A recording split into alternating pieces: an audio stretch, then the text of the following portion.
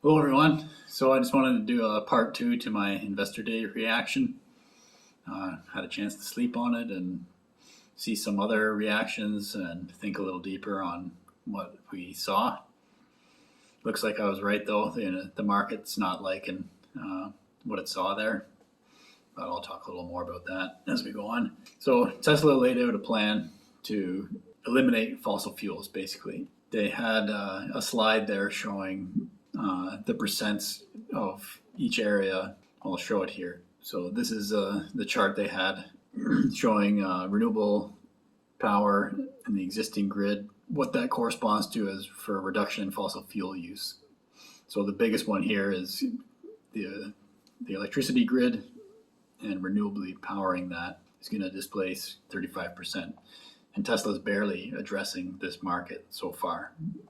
Like Elon has said that this area of the business he thinks will be just as big, or if not bigger, than the automotive business. And this kind of demonstrates why he probably thinks that, because the automotive side of it is 21%, whereas the grid side of it is 35% of energy use. So yeah, they're addressing this part right now, the 21%, the switch to electric vehicles.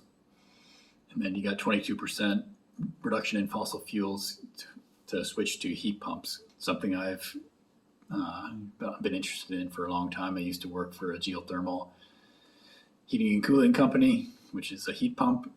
Tesla has basically hinted that they're eventually going to get into this space too. They're already making heat pumps for their car, so it wouldn't be a big jump to, just make a bigger unit for your house.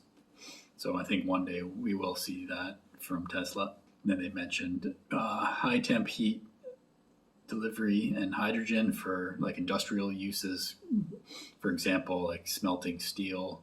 And then the last little bit, sustainably fuel planes and boats. I guess will be the tricky one, especially for planes. They do think it's possible to do that as well, probably with some improvements in battery technology, etc.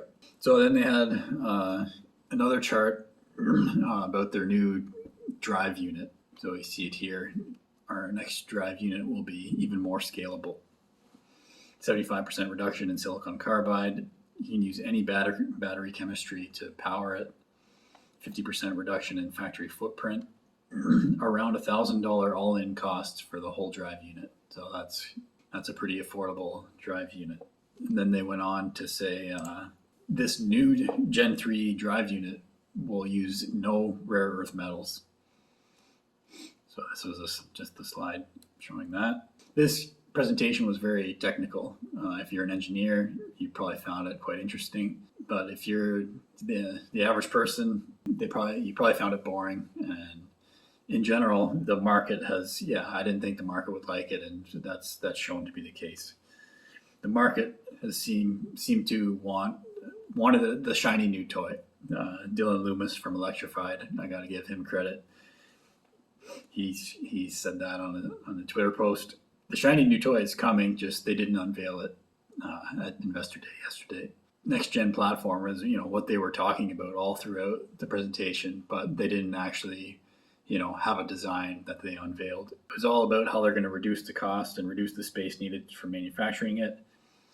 And I don't think there was any point in unveiling it at this time. I don't think they're ready. Like, we don't even have the Cybertruck production started yet. Like, the Cybertruck was introduced in 2019, and it's now 2023, and they're just about to start production. No, I think probably they did this because the way they did it with the pre-orders, it was a way to, it's a way to see what the demand was, but it was also a way to increase their financial positioning. And in 2019, I would say that was more of a concern for them. Back in 2019, especially early 2019, there were still question marks about their financial position. So getting all this money for Cybertruck reservations was very helpful at that time. Tesla is not in that position anymore. They're doing fine financially. So I don't think it makes sense to unveil the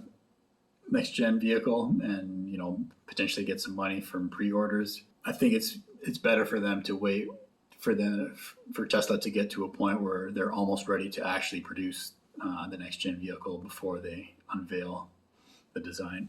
So yeah, and then at the end of the presentation, Elon was questioned about demand, and I think the market, they didn't get the answers they wanted in that regard.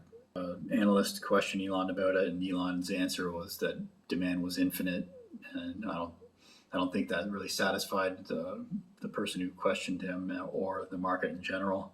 But the whole presentation was basically about how they're going to increase demand by lowering costs, by being more efficient, constantly innovating, etc. Yeah, Elon's response was, it was kind of like, well, we just did a whole presentation explaining how we're going to make a more affordable version. When you make a car more affordable, more people can buy it, and they're going to sell more of them. Like, for example, BYD in China, they produce very affordable electric vehicles. They're in a segment of the market that Tesla is not in yet, and they're selling a ton of vehicles. But I don't think the vehicles that BYD makes are of high quality. They don't have the safety that Tesla does. It's just a shitty product, but it's cheap, and people will buy. Some people have to. They don't have the money, so they need a cheap vehicle. So BYD is doing great. If Tesla produces a vehicle that's more affordable, it's going to sell.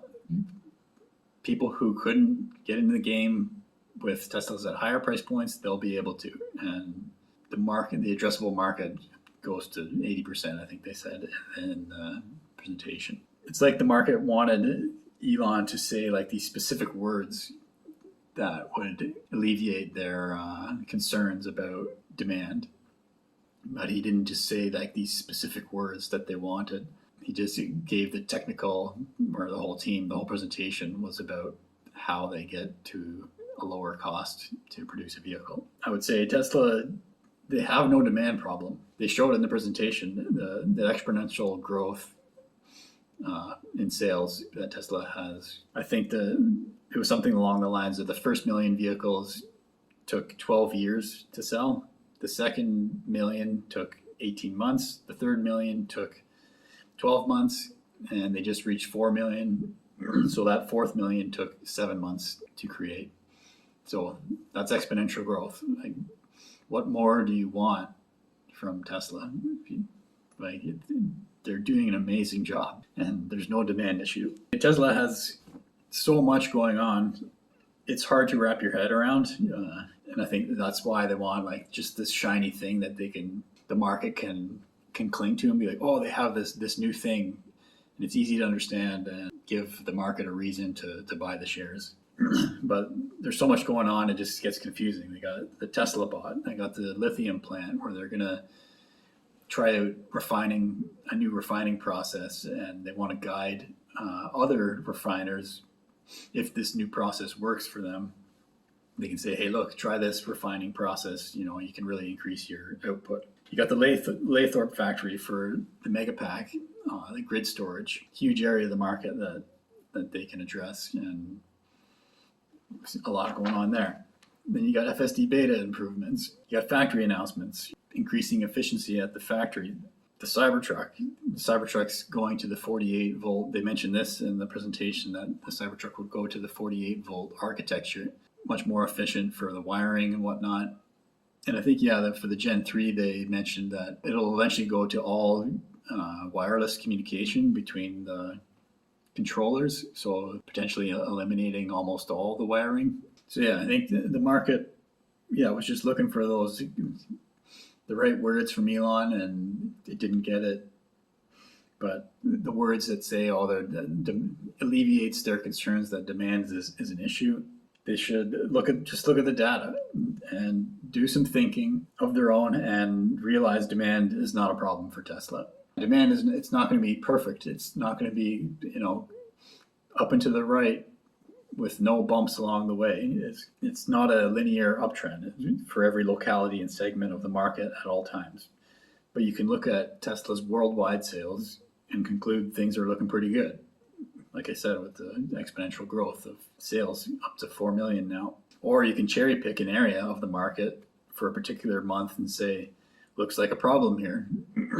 China, for example, which everyone seems to be concerned about. But I think it's better to focus on the big picture.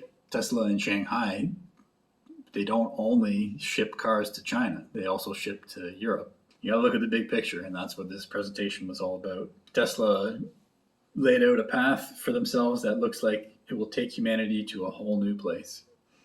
A place that has an energy abundance at very little cost. A world that I would like to live in, and so many people around the world would benefit from by giving them access to cheap and abundant clean energy they currently don't have. This would be massive for a lot of places in the world that struggle to keep the power going. I'm currently in St. Kitts and Nevis, and here it's all diesel generators that power the whole island. It's not a very clean way to power, and they do have a lot of outages. There's a whole supply chain to get that fuel here, whereas like the sun shines here all the time. It's shining right now.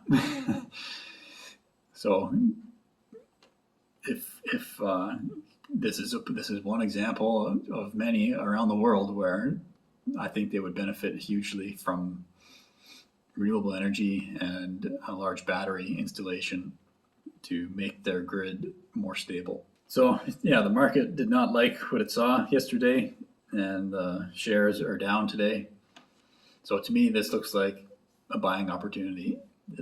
We've seen this many times with Investor Day presentations like this, or Battery Day and AI days and things like that. The market didn't get what it wanted to hear. It didn't get the shiny toy. So yeah, let's have a look. In the pre-market trading, yesterday it closed at 202, and pre-market trading we're at 186. Looks like it's going to be down almost 10%. Smells like a buying opportunity to me. Yeah, those are some further refined thoughts on the Investor Day. My name's Evan Bertrand. This is the Evergreen channel. You can subscribe if you want to get daily videos from me, or comment down below if you think I'm doing a good job or not. And thanks for watching.